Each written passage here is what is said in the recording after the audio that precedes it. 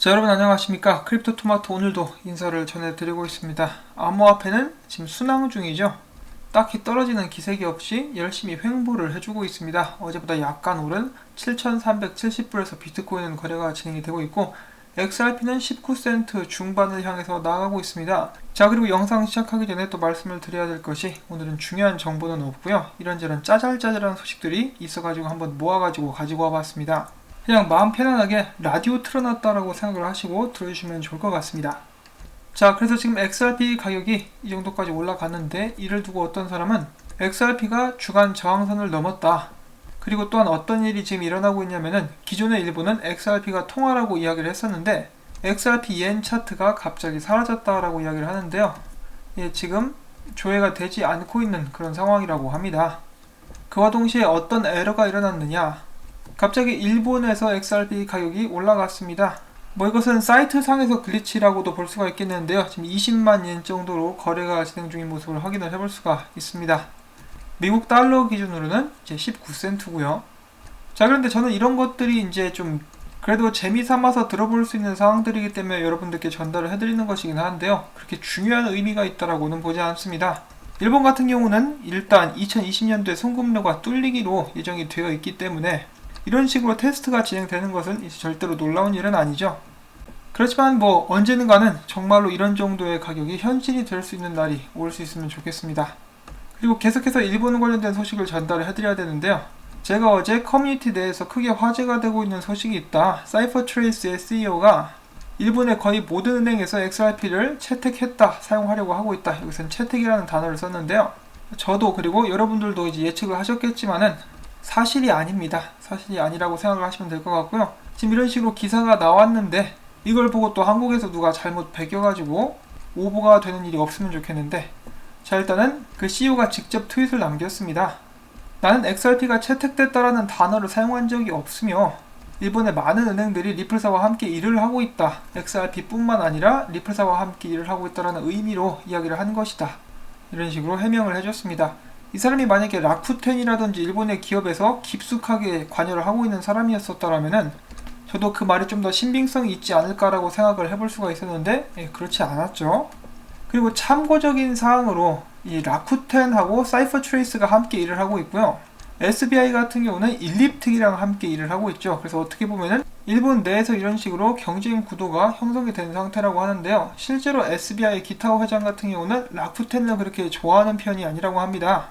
그는 실제로 이 기사에서 SBI는 라쿠텐과의 경쟁에서 한 번도 진 적이 없다라는 식의 발언을 또 했다라고 하는데요, 이런 속 사정들도 이렇게 있다라고 하니까 참고적으로 알아두시면 될 것 같고요. 이 XRP의 가격 하락과 함께 기타오 회장도 종종 이렇게 비난을 받곤 하는데요, 그래도 저는 이제 기타오 회장이 뭔가를 해줄 것 같다라고 여러분들께 말씀을 종종 드리곤 합니다. 제가 예전에 그 영상을 하나 만든 적이 있었습니다. 이 소프트뱅크 손정희 회장과 기타오 회장은 이제 친한 사이였었고 함께 일을 하고 있었는데, 손정희 회장이 무리하게 투자를 진행을 하려고 하자 기타오 회장과 그의 팀은 그것에 대해서 반대를 했고, 그때 당시 회계팀을 맡고 있었다고 하는데, 그럼에도 이 손정희 회장이 투자를 강행하자 기타오 회장은 팀을 이끌고 소프트웨어의 지분을 들고 나왔죠. 나와가지고 창립을 한 것이 SBI가 된 것입니다. 그때 당시 기타오 회장이 손정희 회장 등에 칼을 꼽았다, 배신을 했다, 이런 식으로 보도가 많이 나왔었다고 하는데요, 결과적으로는 둘 다 잘 됐습니다. 그때 당시 한 선택 때문에. 근데 제가 여기서 한 가지 또 주목해서 보게 된 것은, 이 기타 회장 같은 경우는 무리한 투자는 하지 않고 나름 확신이 있는 곳에 이제 사업을 펼친다라는 것을 저희가 알 수가 있었는데, 그런 이 사람이 리플사에는 엄청나게 투자를 하고 있단 말이죠. 최근에 시리즈 C 투자 때 SBI가 다시 한번 또 재투자를 하는 그런 모습도 보여줬었는데요, 재투자가 아니라 추가 투자죠. 그와 동시에 XRP에 대한 비전이 어마어마합니다. 분명히 이렇게 움직이는 데는 어떠한 근거나 확실한 자신감이 있기 때문에 이렇게 하는 것이 아닌가라고 저는 생각을 해보고 있는데요, 지금 이렇게 한일 양국 관계가 좋지는 않은 시점에서 제가 이런 말씀을 드리면은 이제 좋아하지 않으실 분들도 계실 것 같은데요, 그럼에도 불구하고 저는 SBI가 리플사에게는 든든한 지원군이라고 생각을 합니다. 단지 이제 그가 그리고 있는 그림들이 하나씩 완성이 되면서 XRP 가격에도 영향을 끼칠 수 있도록 그런 변화들이 하루빨리 찾아올 수 있기를 바라봐야 되겠죠. 자, 그 다음에 가지고 온 소식으로 비트코인 전문 트레이더 겸 애널리스트 제이콥 캔필드가 트위터를 통해서 이야기를 합니다. 비트코인과 리플이 향후 완벽한 암호화폐가 될 수 있더라도 현재로서는 완벽하지 않다. 완벽한 암호화폐는 보안성, 확장성, 탈중앙성 모두 갖춰야 되는데 비트코인은 가치 저장 수단으로서 인정을 받고 있고 교환 매치의 기능이 뛰어난 리플은 각각 확장성과 탈중앙성이 부족한 상태라고 설명을 했습니다. 자, 그런데 이 완벽한 암호화폐가 나오게 될 수 있을까요? 저는 100% 완벽한 것은 나올 수가 없다라고 생각을 하고 있는데요. 아무튼 XRP 같은 경우는 노드를 운영하는 데 있어서는 컨센서스를 사용하고 있기 때문에 탈중앙화가 완전히 된 상태입니다. 보통 사람들이 XRP가 탈중앙화 되지 않았다라고 이야기를 하는 것은 리플사가 물량을 많이 들고 있기 때문이죠. 참 어떻게 보면 어려운 문제라고 볼 수가 있겠습니다. 이 물량을 시장에 풀게 되면은 XRP 가격이 떨어지기 때문에 그렇게 할 수가 없고 이 기부를 해도 욕을 먹는 상황이 말이죠. 그렇다고 해서 계속 들고 있자니 이런 식으로 오해가 생기고 이걸 어떻게 슬기롭게 해결을 해야 될지 그렇다고 해서 소각하는 것은 절대로 답이 아닙니다. 그런 부분들은 여러분들도 저보다 더 잘 아시겠죠.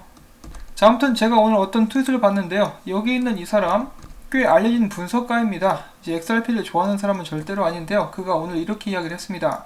누군가가 나에게 지불 방식으로 XRP를 보냈는데 내가 한 가지 확실하게 말해줄 수 있는 것은 이거 굉장히 빠르다는 것이다. 엄청나게 빠르다. 그동안에 비트코인만 가지고 거래를 해왔으면은 당연히 이런 식으로 반응이 나오겠죠. 이 똑같은 발언을 XRP를 써본 사람들은 다 이야기를 하고 있습니다. 비트코인이 가치 저장 수단이라면 XRP는 실질적으로 쓰여질 수가 있는 그런 기능이나 요건들을 갖추고 있습니다. 그리고 가장 중요한 유동성을 전 세계에 퍼뜨리기 위해서 열심히 노력을 하고 있기도 하고요. 이 블록체인이나 암호화폐를 활용한 계속해서 미래에 발달을 하게 되면은 저는 가장 많은 유동성을 가지고 있고 속도가 빠르며 안정적인 XRP가 승리자 중에 한 명이 될 것이라고 생각을 합니다. 한 명만 승리할 것이라고는 생각하지 않고요. 여러 암호화폐들이 성공하게 될 텐데 그 중에 하나가 될 거라고 생각을 하는 것이죠. 실제로 암호화폐가 관련된 행사들을 보시면은 유동성이 얼마나 중요한지 사람들이 종종 강조를 하고 있는데요.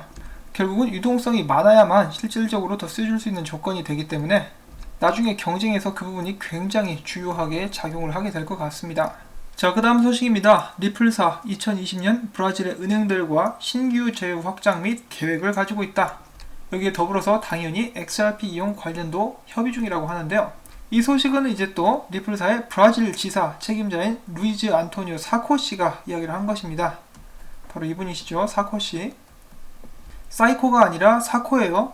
자, 아무튼 사코씨는 이야기합니다. 리플사의 브라질로의 진출에 있어서 국가의 명확한 디지털 뱅킹 규제가 열쇠가 되고 있다. 국제송금을 포함한 금융거래 촉진을 위한 브라질의 은행 규제는 계속해서 진보하고 있기 때문에 비즈니스 기회는 향후 몇 년 안에 크게 비약할 것. 그리고 그는 이어서 센텐더뱅크 브라질 지사가 브라질 내에서는 은행으로서 리플넷을 사용하는 최초의 은행이 됐다라고 이야기를 했고요. 그 후에 브라데스코 은행 그리고 렌디멘토 은행과도 제휴를 맺었다라고 이야기를 하고 있습니다.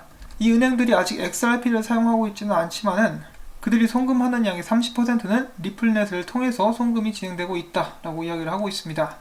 리플넷 전체 송금의 30%가 브라질을 통해서 행해지고 있다는 것은 이제 오역이 아닌가 싶어요. 그건 좀 말이 안 되죠. 자, 아무튼 브라질에서 계속해서 확장을 해 나가고 있는 리플사라고 볼 수가 있겠는데요. 지금 발표한 은행들은 3곳이지만은 지금 이야기 중인 곳은 더 많을 것이라고 저는 생각을 합니다.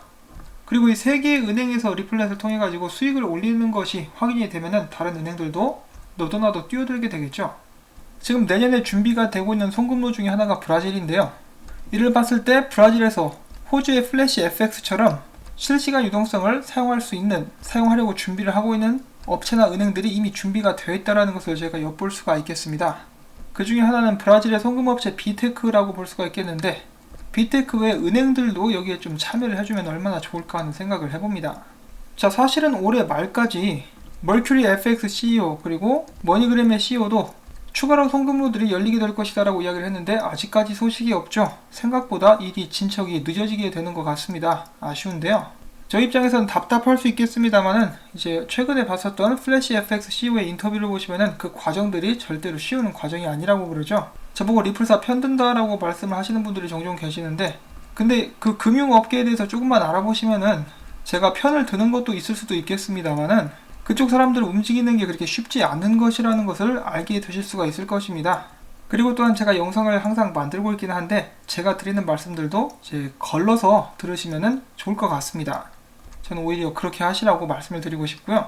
자, 그 다음 소식으로는 지금 보고 계시는 표 같은 경우는 호주에 있는 사람들이 얼마만큼의 암호화폐를 들고 있는지 설문조사를 한 것인데요. 비트코인이 제일 많았습니다. 역시 대장이죠. 근데 그 다음이 이더리움이 아니라 XRP로 근소한 차로 앞서 나가고 있다는 것을 확인을 해볼 수가 있었는데요. 지금 현존하는 XRP 지갑 개수가 187만 4천 개 정도가 된다고 합니다. 몇 개 안 되죠, 사실.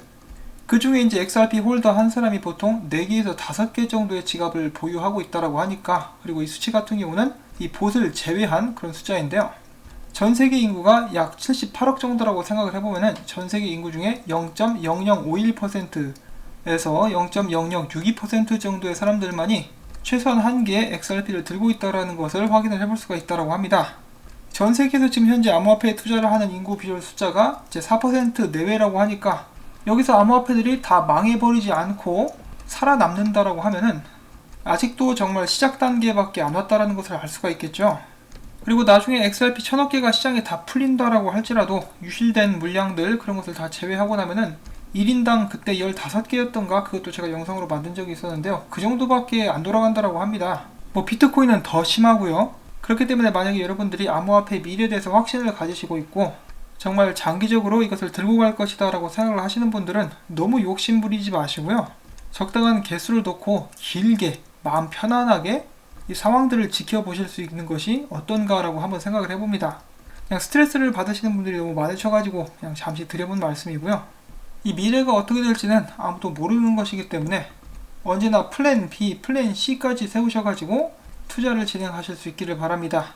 자, 마지막으로는 XRP 차트, 이 프랙탈 흐름 분석에 의하면은 조만간에 상승이 한번 와야 되는데 A까지가 오든지 말든지 그래도 오면 좋겠네요. 지금 딱 여기 막바지에 자리를 잡고 있는데 여기서부터 올라가주면은 얼마나 좋을까, 얼마나 기분 좋게 새해를 맞이할 수 있을까 생각을 해보면서 오늘 영상은 또 여기서 마무리를 짓도록 하겠습니다. 이 토마토 라디오 오늘 청취해주신 분들께 다시 한번 감사의 말씀 전해드리면서 도움되셨거나 즐거우셨다면 구독과 좋아요, 그리고 광고들이 나오는 동안에 스트레칭 그리고 물 드시는 거 잊지 마시고요. 마무리까지 재생을 시켜주시면 저에게 정말 큰 도움이 되겠습니다. 다시 한번 감사의 말씀 전해드리면서 전 다음에 또 새로운 소식 모아가지고 찾아뵙겠습니다. 안녕히 계십시오.